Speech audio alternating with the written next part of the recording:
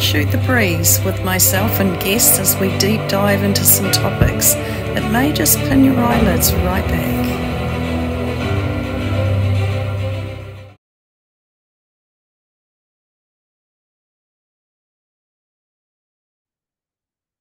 So good morning, good afternoon and good evening to all our viewers, and welcome to another series of Shoot the Breeze with your host Mandy Horton. And I welcome you in, and if you feel like you'd like to subscribe to my YouTube channel, I'd love that very much. Just push that subscribe button. Oh my goodness. So today we've got a great a great lineup, and the guests Morgan Lee and Todd Medina. Yes.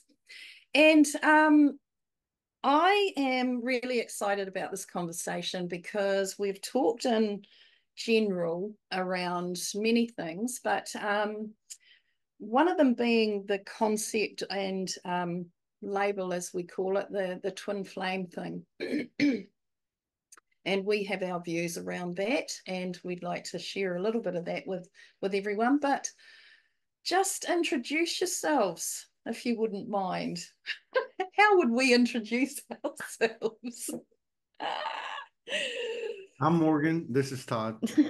We're an old married couple. Yeah. Go on, you go. You're very good at stuff. No. You're the feminine voice is coming out now. So,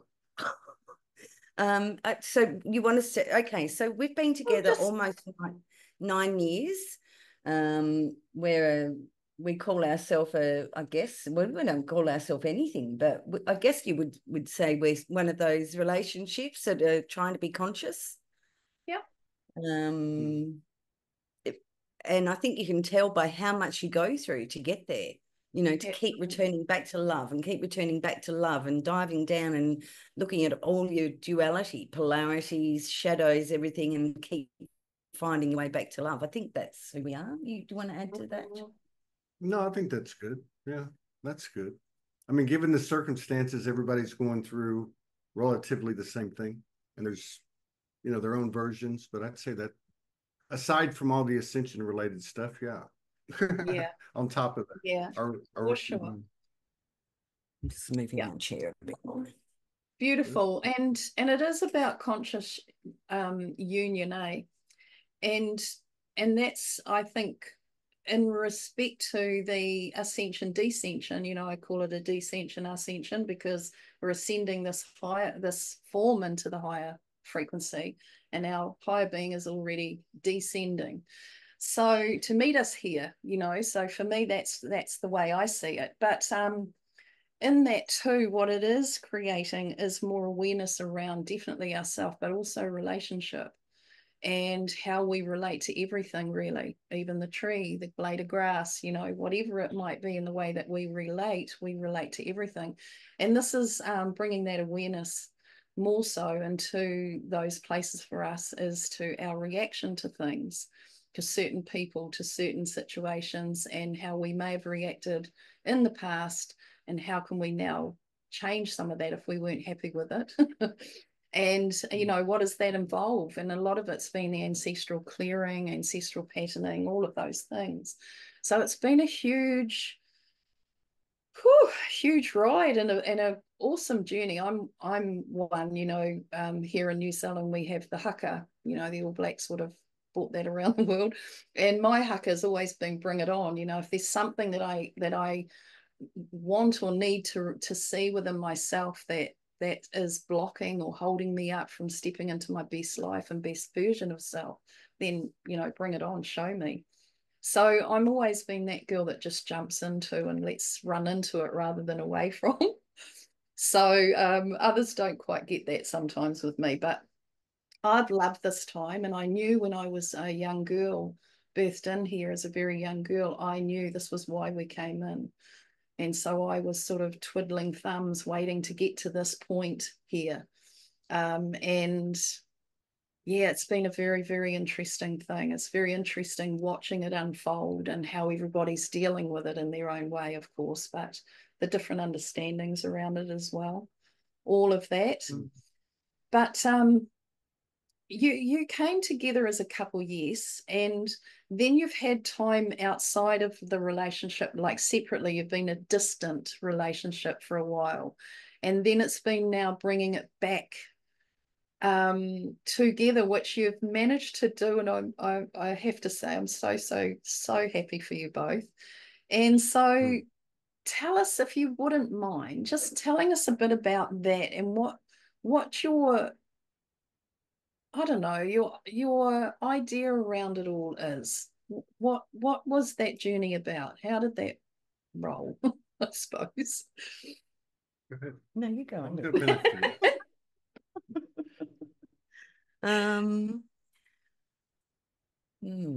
We were guided, like specifically on the 10th of March, 2020 or 21? 21. 21. Yeah. At a very small birthday dinner I was having, we got this light language download, and two of us were speaking it out loud, and Todd could understand it all, basically saying it's time to go. And when either of us get directions like that, we're both really good at, or stupid, at jumping into it and making sure that we follow those directions. Yeah. At the time, we didn't know that COVID was going to do so much damage. Mm-hmm. And where we thought at worst it might be 2 years apart, it stretched out to 3.5. And then in May, we got an email from the department saying, great news, it's only going to be another 2.5 years. And that's the point we went, no, enough's enough. How can we come together? And we made our way to just meet at the border at Canada. How was it? Gosh, it was hell and perfect at the same time. Yeah. That's how I'd explain it. It was really difficult. It was, we were forced to look at our own stuff a lot more. We were forced to look at our own stuff a lot more from being apart. There was heartbreaking, missing, wounding. When we came back together, whoever speaks to us said, these couples have to go through this. They have to relive the original separation and find a way to unseparate, like to come back together. So, once it was all over, we really started to understand. But yeah, it was really difficult and extremely expansive. Yeah. What have you got to add to that? No, I agree. But from your perspective. Yeah, I think it was difficult, very difficult. We all go through the personal, what we call ascension, and that's difficult. By the, in terms of the standalone human, right? And so then you go through it as a couple, and you take all the characteristics that we see or that we've experienced as part of the ascension, the good, the bad, and the ugly, right? Projection is, I think, a big one. I think that's, for me, like, that was a real eye-opener, because it, like, she used the word forced, which was right. We were forced to look at ourselves in all cases, which, when you're that connected, it's a challenge. But we went through it. We started, we got that news. We kind of came up with it. We had kind of this plan in the background, me and Hung. Hung is an important part of our relationship. And so I bought a ticket for Morgan and drove 3,000 miles, and we met in this park every day. And all we could do is, lay next to each other, talk. I mean, it was really beautiful, actually. And then there was a lot of things that happened then for us. Even though we were surrounded by, men with guns, being guarded and watched, I mean, that, like, a lot of the episodes we've had, like today, I just looked at memories, and I'll come back to that. But like a lot of the episodes we've had, you could write a book about that 30-day period. You could do 5-10 videos. There were so many different things that showed themselves, so many experiences that we had, which I know people are having, but to be doing it together, there were some amazing things that happened. But but in short, we didn't break any rules. We didn't break any laws, which is not something I'm afraid to do personally, but we knew to play in a neutral way. I tried to go Yes. across the border to Canada, and they stopped me, and I basically got harassed in Canada. And then when I came back to the US, but yeah, it's almost like all of that we referred to, she was referring to, that 3 years, actually 37 months, it just kind of went away. Right. And so then, and the thing too was the synchronicities really picked up and became more frequent. Just the little things, and they became more and more, and right up to this point right now. But yeah, I think for me she has a saying, it's never them, it's always me, right? Over the years. And I really, really, I feel like I learned that in 23, especially. Like 21, 22, 23, they were like a loop, not a loop, but a spiral, but a Yes. very intense spiral. And then last November, we reconnected after 12 and a half weeks. 11 and a half. 11 and a half weeks. And we were laughing within 5 minutes. We were going, hey, this is all us. So, yeah, I think that's all I have to add right now. Thank you. Beautiful. And I get the coming, separating in a sense, or moving away from to come back to, and the intensity of that, in the sense of the connection. And Morgan, when you and I were speaking about how we were feeling around this label of twin soul, and I'd said to you how, I've never got it. I just didn't get it. It was like, how can we actually be that when you consider soul itself, energetic frequencies, all the thing? But it's that for me, going through my journey of just my so-called twin soul has just passed over. And in the passing over, we had come to a point where we were now living unconditionally and loving each other unconditionally. And we taught our children this. And it was through being able to be separated. And I knew at a very young age in our relationship that I needed to move away from and separate myself up to be able to live here without him beside me, because we have done this so many times over. And he's in many ways left early because of battles and the old history, and I at times couldn't bear it, so I would take my own life, and this was our patterning. And I knew that for us to come in, and I my name Mandy, it was like one day that separated up and it was Mandy, and I thought that's what has to happen. I have to let the human emotional man die within me to be able to move into this higher realm of that great oneness. And so to do that, I needed to learn how to live here without him, without relying on that part of myself too, because we become such a oneness in a space when we are so connected in that way. But the emotional entanglements that we have is what keeps binding us back in. And that was the bit that I knew. And he's pleading with me, don't, hun, you don't have to do that. And I saying, yes, we do. I do have to do that.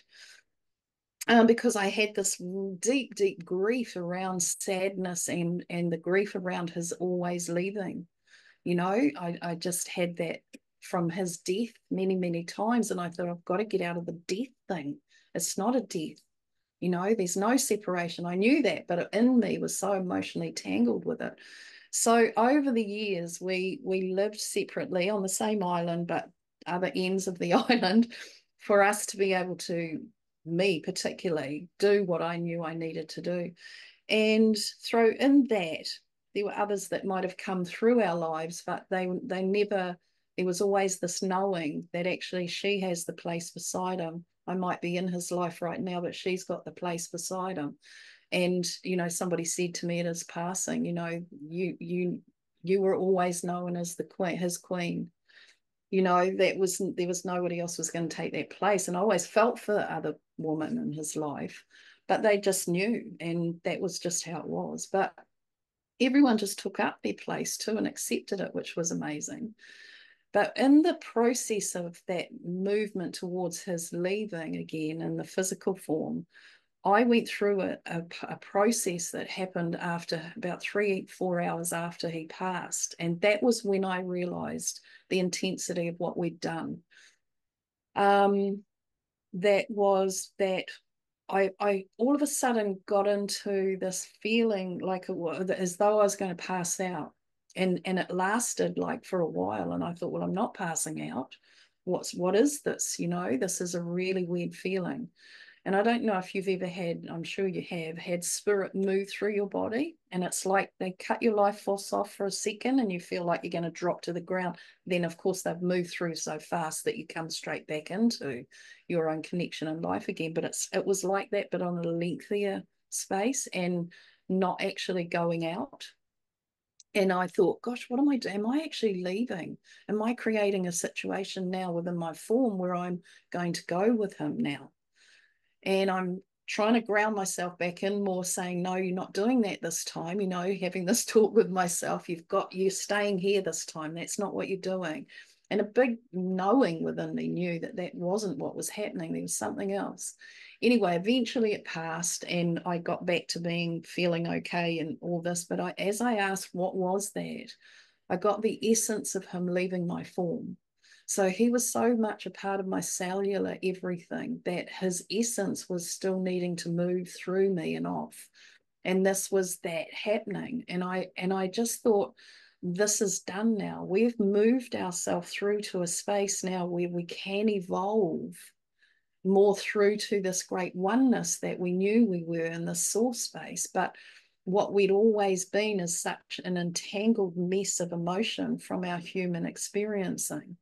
And that was now cleared. We'd cleared it, you know, and I've done some intense work around all that cellular work within myself. He sat there and, you know, carried on with his life, but it was like I was forever driving in and trying to sever this connection so I could get on with my life. It was like this just took over my life, all my life.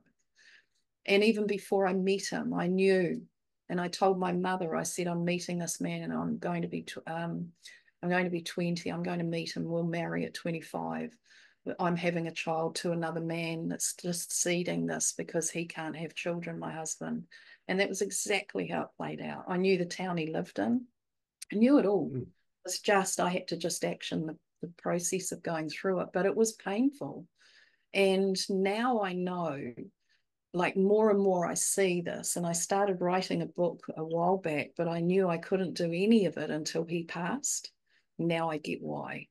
And so there's this huge thing now for me around the twin flame concept, which I never got. And now I understand it way better, in that it's all the inhuman entanglement that we have that binds us to that soul. I agree. Yeah. I'm thinking about it. I don't know. I think that's two different things, but I see what you're saying. Yeah. Because the truth is that there is no separation. No. I mean, I think, you know, you're talking about the twin flame thing, the term twin flame, or you say twin soul. I've heard people say, well, we had a very good friend, a very dear friend, Franco Di Nicola. He used to say there was a difference between a twin flame and a twin soul. The twin souls are in the monad. The truth is, none of us know. I think about it with her, you know, and there was one in the beginning, it split, there's two. So that pattern would be, and so there theoretically would be someone. I have many times, you know, told the universe, if it's not her, then I'll make it her, or, you know, whatever the case is, but not without attachment, just like, how can it get any deeper than this? But I think the thing about the entanglement is interesting. I've not really heard anybody say that in that way, because that does tie you together, but not in that soul way. It's more, you know what I mean? The programs, it's the human attachment entanglements and everything that have to be severed. So, and for me, I don't know if there's any one other that you is the only person. I think we're all moving into oneness. Yes. And it's actually the humans who have decided, wow, you know, we've never experienced anything like this in our life, and we choose each other, and let's do whatever it takes. Yeah. Exactly. Yeah, that's what I mean. And on the ascension descension process, I feel it's definitely all about moving through the cellular memory that keeps us bound in the patterning and the programming.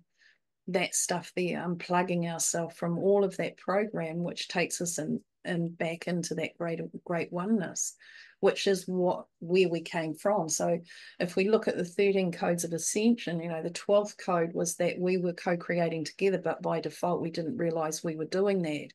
And for me, I believe the Great Awakening is not that we're coming to get to know ourselves more. It's coming to know that we actually were co-creating together. Look what we've created. And now we're shifting that by choice, saying, okay, now we're woken up to this, and now we're going to choose to create something new.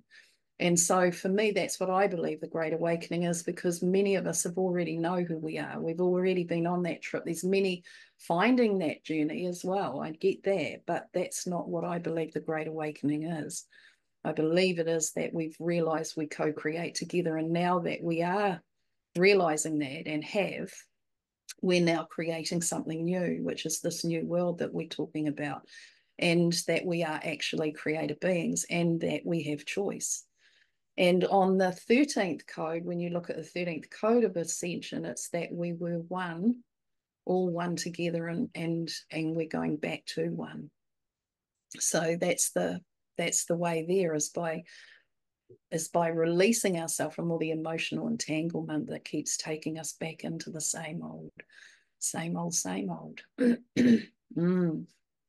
And it's interesting. It's a very, like, there's so much involved in all of that, you know, but that's the simplistic, I feel, of it, and the bigger picture, in a sense, in a simple way. Nothing to add? Go ahead. I don't know. I've always felt through, you know, the door to oneness is through individuality. So, you know, that's the way in. And I guess in a couple is that, you know, you're meant to hit a point of unconditional love where you'll start utilizing each other to break down that, not break down but break down the dualistic part of the polarity, and start appreciating and loving the polarity, and working out how does it work in that frequency of oneness. Yeah. Yeah, there's a lot of ways to look at it. I think, you know, judgment is a good barometer. Are you in judgment? Which, when you're in a relationship, the focal point of your life, coming out of what we've all come out of, I mean, that, you know, carries all ends of the spectrum. So you can really, you know, it's kind of like ascension. That word gets tossed around like twin flames, awaken, woke. But what's happening is not something you just can know or talk about. You actually have to do it. And so, you know, kind of like put your money where your mouth is. And when you're with somebody, and I've said this even for myself, even through the 37 months, even when I was pissed off or whatever, I always understood, well, more and more as time went on, but I really focused on applying that, because she's me. And if I can't have oneness with her, how am I going to have oneness with anybody or anything? More importantly, yourself. I've always seen the word as ascension. We should be relabeling that, or I call it growing up. And the way to grow up is to grow down, to go through every age of your childhood and neutralize everything. You know, so they're both happening at the same time. You're growing up as you go down and visit everything that kept you not growing up. Yeah, exactly. It is. I believe that too. And to constantly have chatter with your younger you, you know, figure out what the thing is. Like, I've always been run the gauntlet, you know, like I was saying, I'll run into it rather than away from. And there were times where I'd know this is the right movement, this is absolutely the right thing to be doing, and moving into that. But then there was this part of me that was just pulling me back, going, hang on a minute, hang on. And the fear, and I always, you know, it was like confusing. Why am I fearful when I know? And so going into that, it was like, oh, my little girl, I need to have a look at her. And she was cowering in a corner. And I said, what are you up to? She said, you're running off without me. You know, and she was the one that was afraid. And so it was having a talk with her and allowing her to voice that. And yeah, it was very cool. So it's a constant thing. I think there's a lot of the time spent in going back over some things, you know, because we have those layers to it that just keep taking us back to something, you know, and you get tired of going back into it, but there's a reason in that. There's still something there to look at and to, you know, move through, neutralize, all of that stuff. And so where from here? You're saying you don't really know, you haven't any idea, you're just trusting in your own awareness and knowing, and when there's a movement, there's a movement, when there's not, there's not. Yep. We're really just, I think we've really slipped into some trust or more faith of that. It's like we don't have to plan anything for the future. We know we can be here. We know we can be together. We're both open to, you know, the next lot of guidance that comes in. We're just, I don't know, we're really living in the now at the moment, aren't we? Well, I think what Mandy's describing, we all know that's been the routine. And I feel that you know, it's not linear. It's not like everybody gets it at the same time. And I'm saying that without judgment. But what I'm saying is I think for the last few months, there's been an increasing amount of coding and accessibility to the coding, which is kind of converting our routine from going back into the same old shit, because it's all the same old loops, and adding kind of a new math or a new approach, which is basically what you said at the end, where we all have been faced with, which is to walk through fears and not just say it, but actually do it. You know, I mean, you know, come into Mexico. I mean, everybody wants to get in the United States. I can't get out. And so I can't get a passport. So, and we've had many stories, a couple of funny ones. She'll probably tell you one from a couple of days ago, but that really involve the same thing, which is any fear that we had or any worries that we had about me getting into Mexico and getting to her, you know, were, I don't know, it's almost like you just let it go because it's not going to do you any good. We both kind of did. The next thing you know, I'm in a cab on the American side in Laredo, Texas, and I'm at the airport and I say to the guy, can you take me to Nuevo Laredo? Can you take me across the border? He said, oh yeah, I can do that. So I ended up going across the border, not even having to show an ID. Just went right through. And so is that a coincidence? Is that the new earth? And you mentioned that earlier. I think one of the things that's going to change, and starting to change, is people looking for validation collectively in the movie script when the actual new earth is what I'm not saying it's what we're doing. It's the road that we're on. I'm not saying that we've done it or we're, you know, but it's the road that we're on. And I think that's really what it's coming down to. Yeah. And it is that it's the excitement of the journey again, isn't it? You know, I'm noticing the life force coming back into the body. Like there's an excitement within my cells, and my body's coming into life again. where it was in that separation space before, where we were in the old programs and things. It was taking us into death, you know, and deterioration and all those things, and the life force coming back in, you know. And I was just put up a bit of a talk that I had with this lady Gaia. You know, I've never really got on to the name of Gaia. It was always Mother Earth for me, an Earth Mother, and that. But then next minute, this sassy, she was so sassy, and you know, in this red dress, and she's like really, really cool energy, vitality, and the sassiness. And I said, "Who are you?" And she goes, "I'm Lady Gaia," you know. And she was young and vibrant, and there was just this excitement in her. And I thought, this is the new world. This is the energy of the new world.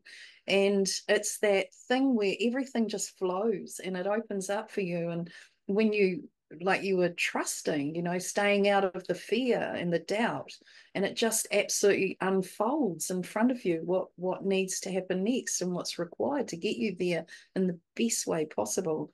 And that's what I'm loving. I'm loving seeing that more and more and more. And the other part to it is that I'm loving the men. The men are really softening, and they're stepping up in a sense where it's not like stepping up, you know. It's that dropping all the old conditioning around the masculine, and allowing them to stand beside the woman, and in that divinity. And I love that. I'm seeing it more and more in relationships that are coming together, but ones also who've been together for a long time, and how there was all this, you know, and stuff going on, and now they're just gently falling into this beautiful space. It's gorgeous. I love it. And I'm really loving that. I'm loving the softness that the men are now standing in and stepping into, and allowing their emotion more, I suppose, and their truth. It's really beautiful. And that hardness to drop away. They don't have to be that anymore. I'm really seeing that. Yeah. More and more. So yeah, but you can feel that, Todd. Do you feel there's that happening within yourself? Yeah, I mean, to me, it's been going on a long time, whether I was conscious of it or not, but certainly accelerated. You know, the whole separation thing. I mean, I basically had a multi, or at least a dual experience, because that really, where was the separation? It was right here, right? Yeah. But I'm a man, she's a woman. It's two different polarities, and Yeah. I don't know how, I can't speak for Morgan or for women, but I just mentioned to her, what, the last 2-3 days, things that are coming in that I feel are collective that you're referring to is happening. Like it's happening. I mean, it's probably mostly unconscious, and I'm not Yes. saying I'm super conscious about it, but yeah, there's definitely something going on there. We actually been talking about the last couple of days, kind of a inverse of both greater recognition or recognition and acknowledgement of the feminine, the mother goddess, and then the concession, or I don't know what the right word is, the softness, the, you know what I mean? Because it's a weird thing. It's like driving through in a taxi, you know, from US to Mexico. Yes. Because it's like the surrender in the old vernacular would make a man weak, right? But yet there was power in it, and it was so smooth, you're laughing, and that knowing just keeps growing. So I don't know how it is for women or what it's been like for women, but yeah, I think that's really coming on. And she said for a long time, I mean, like 20 years, long time, that September would be when the masculine actually fully engages the Trinity energy. Yeah, like the last leg, you know, of it. Yes. So that's exciting to me. What do you think, honey? Well, I've only been saying it for about 3 or 4 years, but I've understood, or we've both been told in our sessions that this September is when the masculine would fully embody into the masculine that can be part of the, you know, the divine feminine, the golden child, and the masculine working and operating as a full trinity frequency. Beautiful. Yeah, I'm seeing that taking place. Like, actually, I can see how that could definitely be like September if we want to put a on it. And the other part to it too is what I'm seeing is that, you know, for our lifetime, I feel as female here, this lifetime, definitely for me and many women that I know, there was a needing to protect. There were definitely, it's not from all men. I'm not generalizing in any way, shape, or form that, but there was the men's place was about protecting land, woman, and children. There was a great protection, and you had the leadership stuff. You know, you led. And then it got to a point where women were actually needing to separate from men and able and needing to protect themselves and children from men. You know, it came to a point like that where there seemed to be more and more of that happening. And you saw that with many families, you know, around in my or our era. You know, our parents might have been stable, but then there was this space where many women brought up children on their own. And and there was now this coming back. It's like the men are starting to come back into the space. And again, I say that softening where they're not in that defensive, hard, that we needed to protect ourselves from. There's an opening now, and I'm sort of saying to women, you know, open our hearts again to men, because they are now in this shift that we really want to celebrate them coming back into that space of, and it's not that they have to take that role, the old roll up of being protector of, because we won't require that so much, but that we're now standing as two strong pillars together rather than having that, you know, those roles that we might have taken on before. But I'm seeing that coming back in families and community, especially, you know, this beautiful space that's opening up for, yeah, this massive change. It's massive. And the woman too, you know, we had to harden ourselves up a bit to be able to stand in that man place as well. When that all fell apart or away from, we had to then take up that masculine part within ourselves too, to actually protect our children and ourselves and communities even as well. So yeah, and the children in community. So it's been a massive round, but now it's like it's coming back to, and into that space of one again, where we are building new communities and families taking on a different face again as well. And it's a lovely thing to see. Mm. Yeah. But I love the unfolding, you know, when you are in that space of not, you know, moving through the fear and just allowing it all to unfold. And you know how you're saying there's no sort of planning or deciding. It's like that when you know, I have people say to me, well, what do you want? I feel like I have it. I don't know what I want because I feel like I'm so filled up that I couldn't single out one certain thing that I might really require. It's like everything is here already. I've already got it all. You know what I mean? There's that feeling of it's all already here. And you just allow that in more and more and allow it to show up more for you, whatever that is, you know. It's so beautiful. And it's a new way of being, definitely, because we're so used to in here planning and setting everything up, and yeah, we just don't need to do it like that any longer. Mm. Which I find exciting. I get really excited about it. And I know there's people standing on the sideline going, oh my God, she's so excited.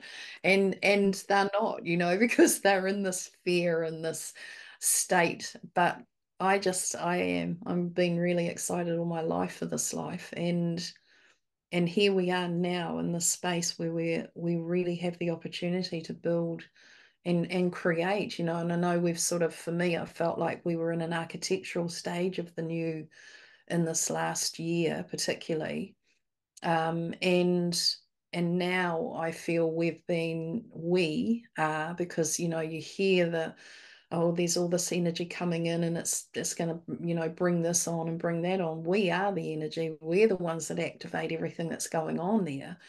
And for some to get that really is quite a big shift in the way that they think about it. But for me, that's how it is.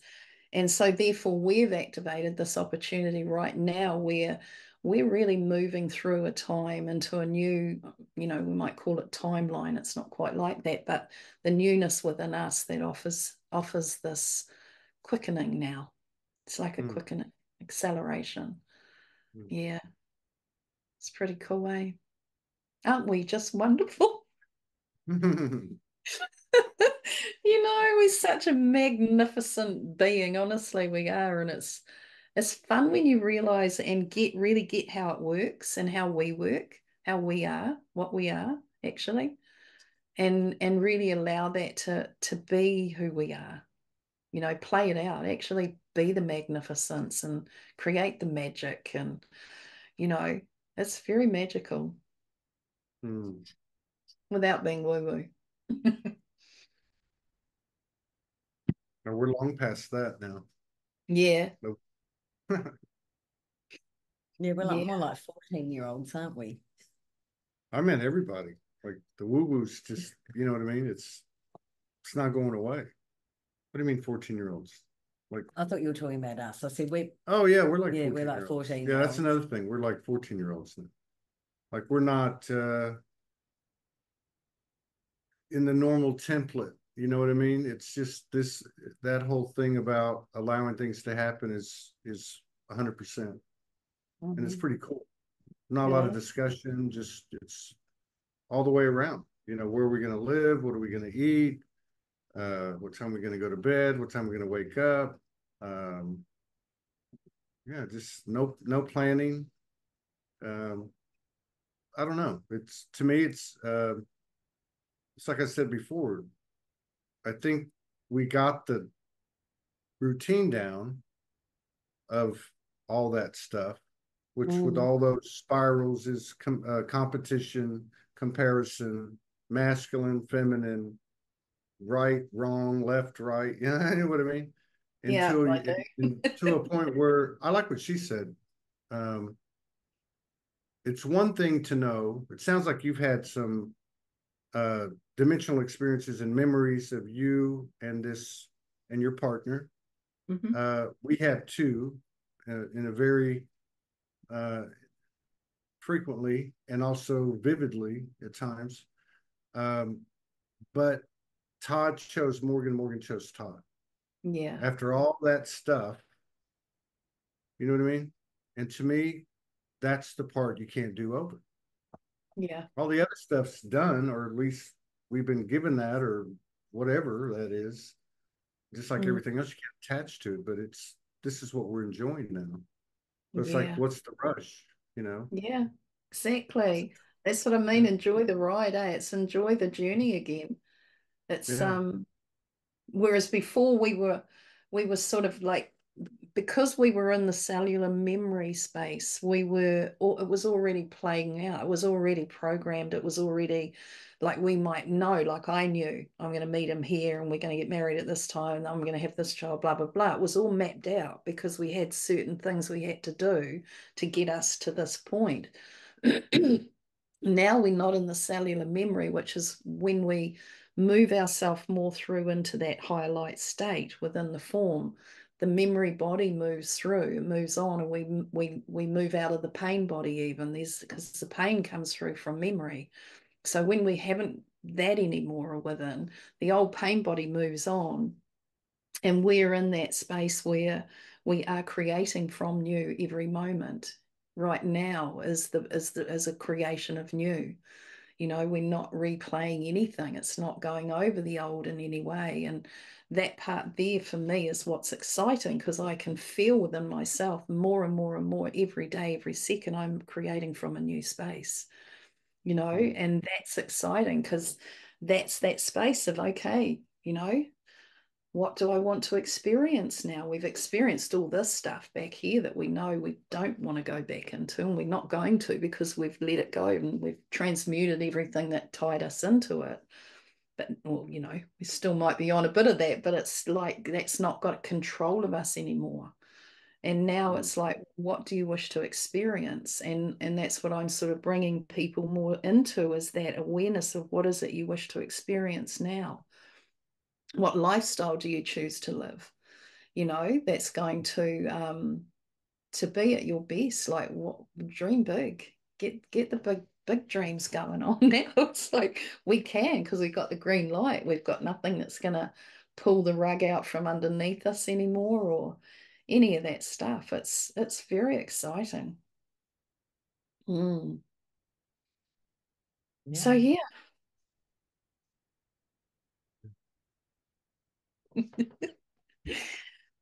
And so, anything else you'd like to share? Anything?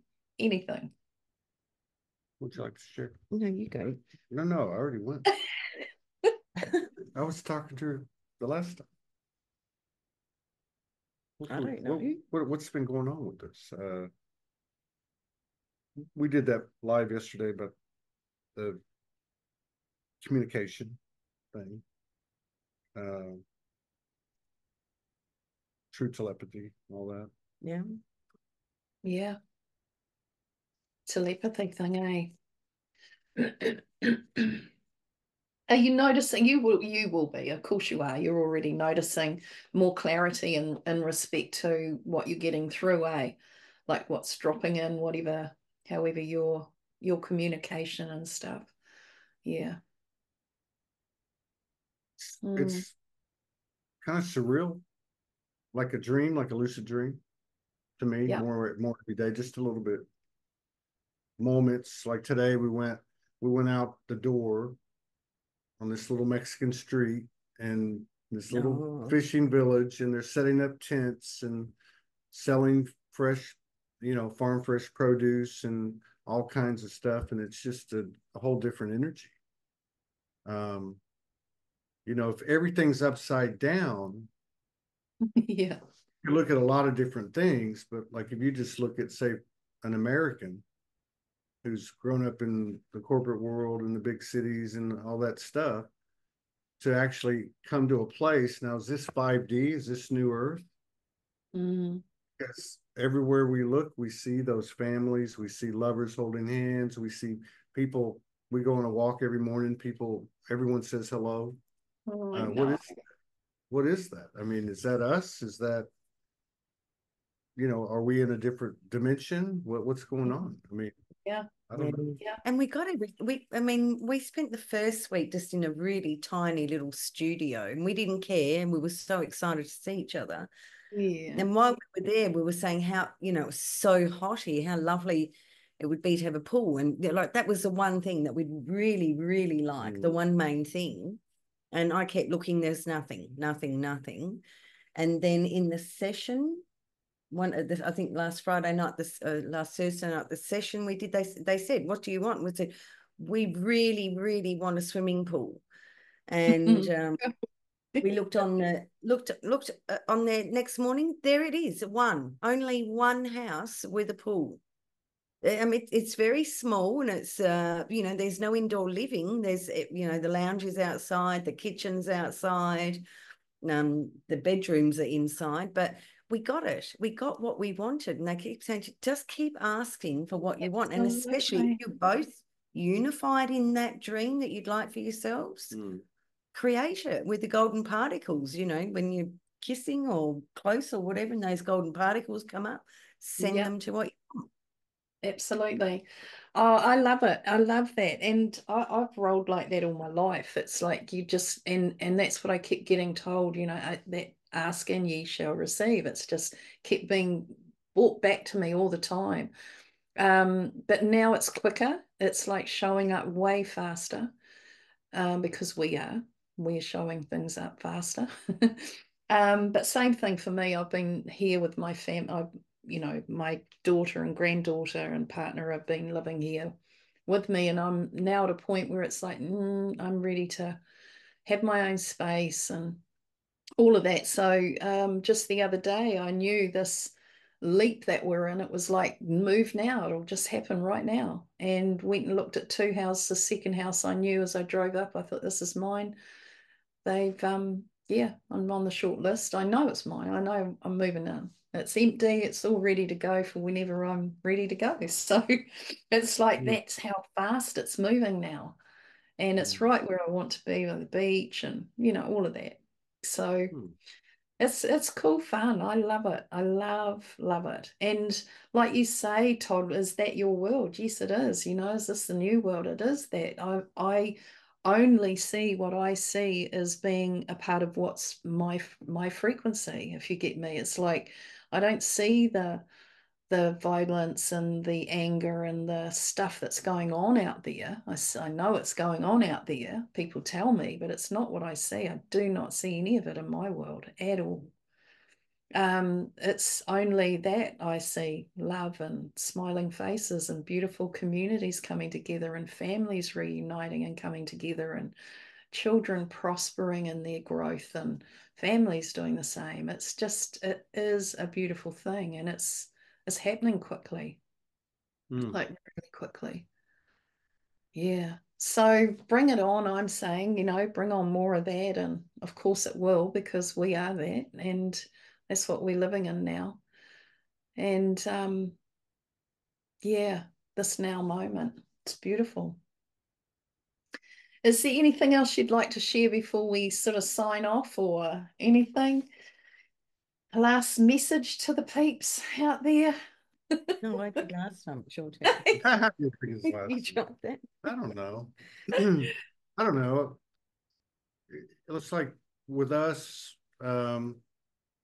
we've had a pretty, next month on the 3rd of September, the month of completion, and the 9 is our 9-year from when we connected in the physical at 3 o'clock in the morning, 9 years ago. And we've documented a lot of our lives over the years. And we've had some pretty amazing things happen. We've never got attached to them or got stuck on them.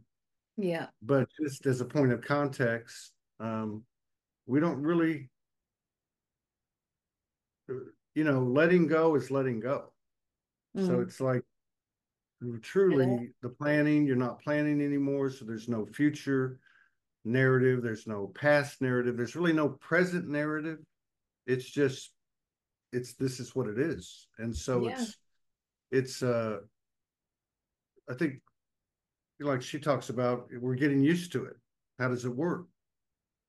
And we've had quite a few lessons in the last few weeks since we connected in Canada, and maybe before, that had pretty much the same theme, which was like, let go, stop worrying, don't worry about, you're covered. People talk about protection. 24 hours after I got to Mexico, I got out of a cab and I left my wallet in there with everything. And we had an experience. She wrote about it. But that was the whole message. The first night we're here, 24 hours after we get here, I lock every one of these rooms has a metal, like a heavy wrought iron gate, and they all have locks. And if you pull the door shut, it locks. Right. So there's keys for every door, right? So I go into the bathroom because I'm like, well, there's 2 bathrooms, so which one do you want? So I go to get this bathroom. I go in, shut the because I'm a princess and I need my privacy. I shut the door and I lock myself in, and I can't get out. There's bars on the window, bars on the door. And but again, as soon as the worrying, the strife, the project, all that didn't come into the field. Yes. And it worked itself out. We did the same thing the next morning in the bedroom. And in both cases, it just kind of, I don't know. We went through these stages of consciously letting go. Yeah. There was a consciously, we accidentally locked ourselves in the bedroom, like for the night. And we're like, oh my God, what are we going to do? We can't get out. And both of us just let go. Like, we can't do anything now. Let's just go to bed and go to sleep. Yeah. And Todd tried keys. No, that's just, and we just let go. And the minute we let go, something worked and the door opened. Mm. And then Yes. the cleaners arrived here yesterday and said, there's a spare key hidden in that room because you can lock yourself in that room. So, but we're finding that, you know, what we're meant to be doing is any moment that there's a smidge of discomfort is make a new conscious choice in that moment, and it shifts. Like that taxi story was phenomenal. And same with this one, you know, that every time you let go, you find out everything that you thought you were observing or experiencing or fearing wasn't even real. Right. It wasn't even there. Exactly. And that was a good one, because I was in the bathroom and I was doing it, you know, I was just staying calm to the best of my ability. It's not trying, you know, looking for solutions. She's having a laugh. And every time she walks by me or comes to the door, she's got a straight face on. But she's going around the corner cracking up. So there you have two. But what's the reality of it is, in both cases, neither one of us went into projection. We didn't go into you know, worrying. I mean, whatever, you know, that just was. And I still had my experience, but I did it around the corner in privacy. Then she told me the next day, she's like, I didn't know how you would take it. I'm like, well, you made a good choice. See, that was a good choice. That when was. in doubt. Oh man. But I think what we're discovering with this, even the story with the taxi, is the human's first observation might be, you know, riddled with old programs. Yes. And we can catch that experience and go, oh, these might be old programs. I'm not even going to give this any energy. I'm not going to pay any attention. It's not even real. You make a different choice. And the universe is lining up to show you, that this is a new choice, and it's here and it's available. Yeah. Absolutely. Yeah. Love that. And it is like that. And the more you practice that, the more you just get it, and it just keeps flowing. It's so cool. Oh, this is beautiful. And huge moments in them too, you know, in those experiences, but also the awareness of how we can switch it. It's big, and it is playing out. I love it. I love it, love it, love it. And it just makes life so much bloody easier, doesn't it? You know, when I used to, like, I call myself the old drama Mandy, you know, we all the patterning and the programming and throwing hissy fits because things weren't working out the way you wanted them to, and, you know, all of those things. And that just obviously created more of the same, you know. So it was this continuation of round and round and round. And to have life, you know, Spirit showed me years ago that we were going to move through all the density of all this dense emotion here, and then we come into this place here, and it was a flat line. And I said, oh God, so we just get through all of this and then flat line, we're off, we're out of here, because flat line's death, you know. And there was this big laugh and laughter, and they're going, no, no, no. Then you move into the higher realms of joy and this higher love space and state and all the rest of it. I'm like, oh, okay. And then I sat with that for a moment. This is years and years ago. And I sat with that, and I thought, I said to them, but oh my God, how boring is that going to be though? You know, like this place here, all this density and all this emotion here's a lot of drama, and it's not boring. You know, you're constantly having to work something out and do, and, you know, go through, and there's a whole lot of emotion and drama in it, and so not boring. And when I looked at this part here, it was like, oh, that might be a bit boring, being all in this peace, love, and light stuff, you know. And then moving into that, it's like, this is just such a beautiful space to be.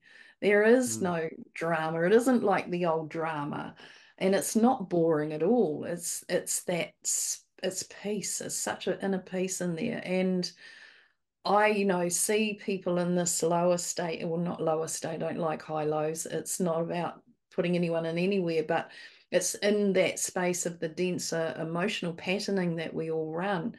That space there is a lot of pain. And when I witness those and still in this pain, you know, and going through the pain, which we need to learn from. It's that wanting to jump in and go, hang on, look, just come up here and come into this space here and feel this and know this, because it's possible. And knowing that you can't really do that, you just allowing, because the allowing is just letting everything be in its perfect place and time, whatever that is. So yeah, but it's certainly not boring, that's for sure. Not at all. Not anymore. No. No. And it's so nice not to have the drama of it, the emotional, there's so many points in there that I used to feel like I didn't like the way my body felt, and anger, and sadness or whatever. And there was those moments where my mind wanted me to connect back into all the drama and the story and the program to feed the body back into that emotional space, because it was addicted to it. And when I saw that circuit and how it worked, it was like, right, well, I'm not feeding this addiction anymore. And now in moments, which I don't now, but in certain moments past where I would move back into that anger, say, rage of something that was like, oh, the way my body felt was just horrid. I just don't like the way it feels. So there was a choice in that where it was like, well, I choose not to have my body feel like this any longer. So what is it that activates that, and worked on that. But it's a process for sure. We got in one of our sessions, a couple of months ago. If you don't want it, just stop talking about it. Don't talk about your past, about the history, about politics, if you don't want it in your field, do not speak about it. Yeah. If you want to talk about something that went on, talk about how you'd like it to be, and don't talk about what it used to be like. Yes. There was definitely yeah. Sorry, Todd. It's kind of like getting locked in the bathroom. And, you want to talk about, worry about it, or do you want to get the fuck out? Or talk about the fun of it, like the good bits. Yeah. I mean, look, like you're speaking about it used to be difficult or whatever, and you worry about it being boring. We're giggling. We're laughing like stupid little children. We're making silly little discoveries and, but we're not talking about anything that we don't want in our space anymore. Including our old shit, our old stories. Like, we just don't talk about them anymore. We speak about what we would like, something to be. That's it. And with that, and a little while back, there was a shift where we moved through, and it was really changed the language. I was getting that really change the language. It was that the old story, it's changed the way we were saying it, speaking it. There was vibration that was in those old words, the old language that we used around many things, that was now that old frequency as well. It was like, let that go, change the wording. And that was interesting.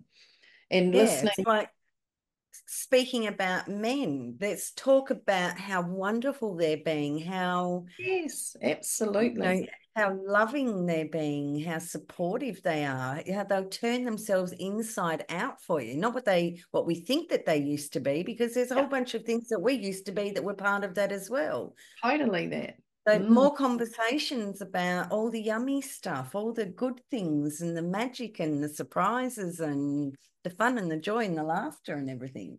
Absolutely. The innocence and the purity. And and we don't always laugh at the same time, but I loved that experience the other morning. And I loved how I was able to hold myself together and come back to be, fully supportive of him. Yeah. And I could feel my body shaking as I'm walking away from the bathroom, as it wants to just explode into laughter. But, that's the fun stuff. We don't have to talk about why did that happen. What do you think, what program was running that created exactly that?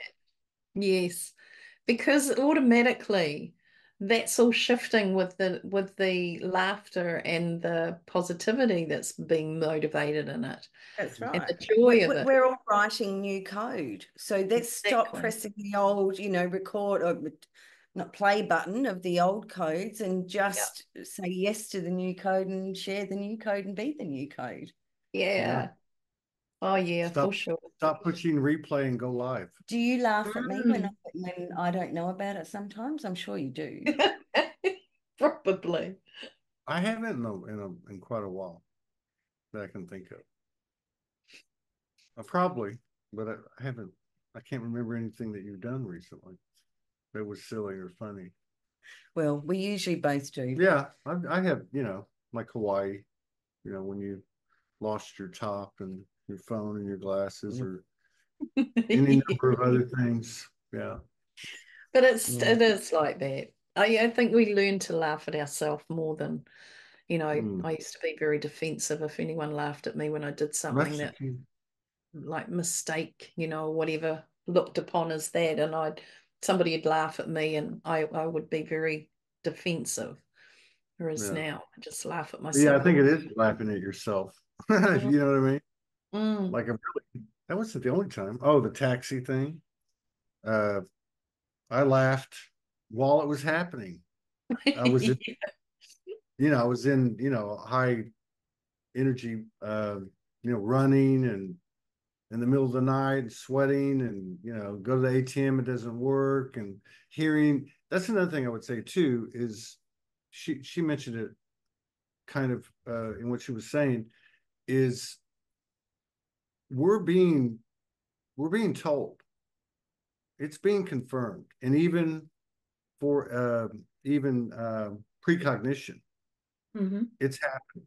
I think the difference is that we're not going, oh, but that's just a coincidence, or or did I hear that, or that's because right.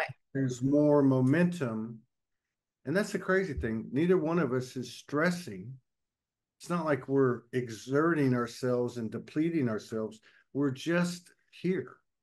And it's freaking great, We're in the pool all every day. It was like we could hardly come here to do this. We're so tired from swimming in the pool and playing in the sun. We're like, oh. But I think what's happening is that, every event is no longer a singular event. It is a multi-dimensional possibility. Absolutely. So every person has an opportunity to sift through all of that and pick the bit that they want. That to me is like what we're currently experiencing, something that on the surface might look bad. We're getting to see the gold much, much faster, sometimes at the same time, sometimes like at different times, but it is happening. Mostly at the same time, I think. Mostly at the same time.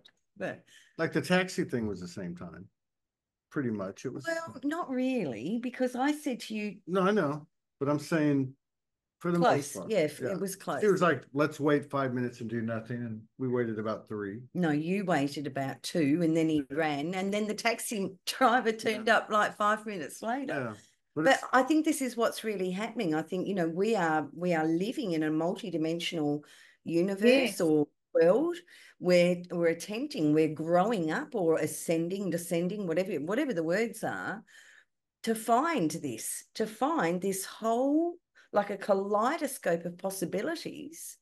And we can go on that way or this way or this way or this, Exactly. there's so much potential in every single event. And I think we're all collectively tuning into that and making different choices. We've cleared our self-worth in the last few months. There's been so many programs that have cleared that are allowing our expanded vision or perception to find these new little threads. I know, the little gems in it, I know, it's fun, so much fun. It really is. Yep, it sure is. Oh, beautiful. That's so beautiful. And thank you so, so much for coming in and having a chat. And and just obviously going to keep having fun and laughing and, being in the joy of the moment and the potentials within that moment. And Yeah, I just, yeah, I love it, as you can guess. But anyway, I'm sure you'll find much more to do. And